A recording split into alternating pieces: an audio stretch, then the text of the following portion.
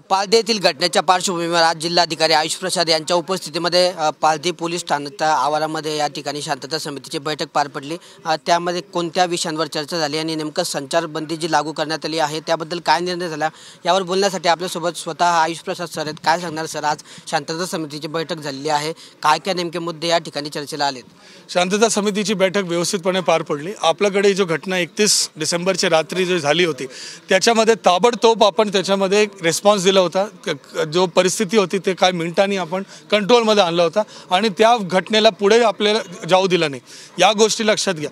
त्याच्यानंतर संचारबंदी एक स्टँडर्ड ऑपरेटिंग प्रोसिजर आहे की त्या गावामध्ये शांतता परत स्थापित करण्यासाठी त्या भागपुरता आपण संचारबंदी लावतो।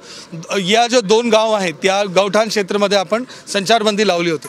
त्या संचारबंदीच्या ऑर्डरमध्ये होतं की आज रात्री 8 वाजेपर्यंत हा संचारबंदी आहे।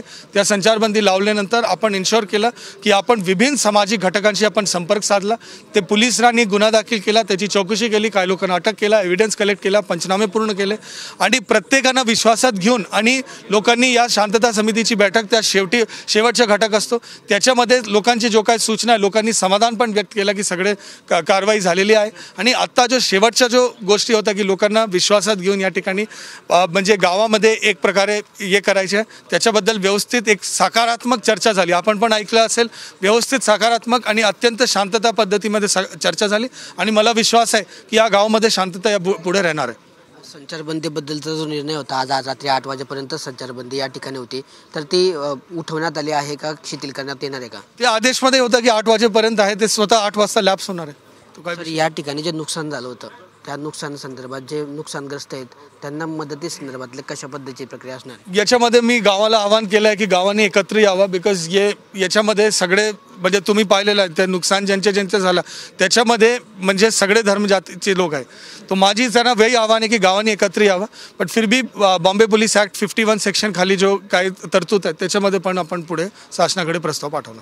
तरी होते आपल्यासोबत जिल्हाधिकारी आयुष प्रसाद की आज रात्री 8 वाजेपर्यंत संचारबंदी या ठिकाणी लागू करण्यात आलेली होती आणि 8 वाजेनंतर ही संचारबंदी जी आहे ती उठवण्यात येणार आहे, ती शिथिल केली जाणार आहे। त्यामुळे 2 दिवसांपासून घरांमध्ये असलेल्या पालदीच्या ग्रामस्थांना कुठेतरी या ठिकाणी दिलासा मिळणार असून पालदीचे ग्रामस्थ जे आहेत ते मोकळा श्वास घेणार आहेत। तर दुसरीकडे पोलिसांचा बंदोबस्त सुद्धा कमी करण्याबाबत उद्याची परिस्थिती बघून निर्णय घेतला जाणार असल्याची माहिती त्यांनी आपल्याशी बोलताना दिली आहे। कॅमेरा पर्सन हर्षल चिंकामसह किशोर पाटील, TV9 मराठी, जळगाव।